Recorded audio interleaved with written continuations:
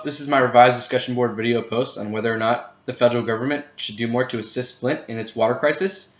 Water, coffee, and beer are the three most popular beverages in the entire world. However, coffee and beer are merely luxuries.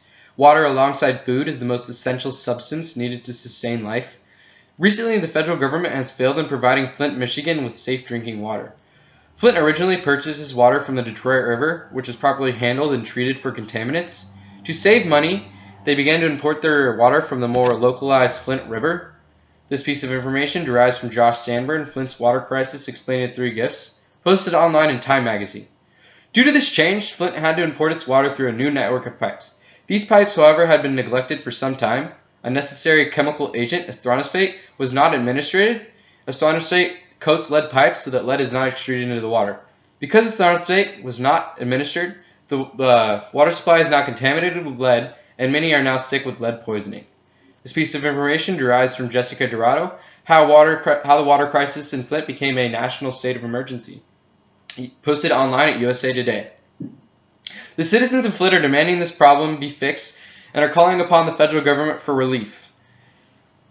Due to the apparent neglect of public safety, as well as the necessity for a clean water supply, the federal government should do more to help Flint, Michigan. Local, state, and federal governments are now in the crosshairs of the enraged citizens of Flint. Many believe the government ignored knowledge of the unsafe networks of pipes bringing water to their houses. Alongside this, after the problem became a mainstream issue, many believe public officials are now covering up their involvement in the problem. This information derives from Bradley Dennis, Flint's Water Crisis Reveals Government Failures at Every Level, posted online at the Washington Post. However, some relief has been given to Flint by the National Guard. Water bottles and water filters have been handed out to residents. These handouts only scratch the surface of the problem. Many people, including children, are sick with lead poisoning. Treatment for this is expensive. Alongside this, Flint residents were paying water bills for tainted water, and the contaminated water pipes still need to be replaced. This is a costly dilemma, and many people are pointing their fingers towards the federal government for compensation and relief.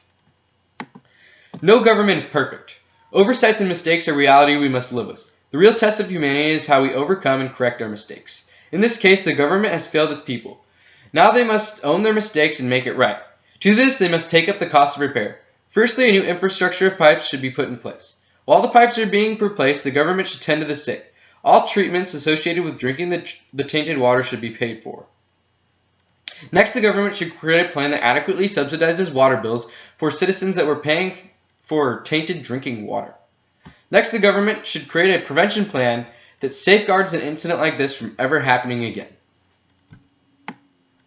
Although throwing federal money at this problem without a doubt would satisfy the residents of Flint, many people believe the magnitude of this problem is too large for the federal government to completely cover all costs of repair. That being said, if the state of Michigan were to repay the federal government through taxes, the victims of this problem would end up paying for the solution. Due to the outlandish oversight of public safety, we owe Flint payment-free government relief. However, the solution presented earlier will take time in order for it to be executed correctly. And also, this is a very large problem, so everyone needs to be involved in the solution. Residents can be involved in the solution by importing water from outside sources or buying water bottles while repairs are being made. This solution was found online at Vicua. Is there a solution to the Flint water crisis? All of which will come out of their own pocket, so the residents of Flint would be buying water bottles or importing water from outside sources while repairs are being made, as they would be paying for water anyways. This will be more expensive than drinking tap water at home, but it's only temporary. This, of course, will allow Flint to obtain the government relief they deserve, while also taking part of the solution, as well as cutting down the total of money spent by the government, as the government will not have to pay for the drinking water that they're drinking while repairs are being made. Lead in public drinking water is unacceptable at the very least. Flint's water contamination should be viewed as an example to other cities and states to carefully monitor their water standards. Flint residents are victims of government failure and deserve compensation. Therefore, the federal government should take action and supply full relief to Flint, Michigan, as well as prepare a prevention plan against future water contaminations. Thank you for listening.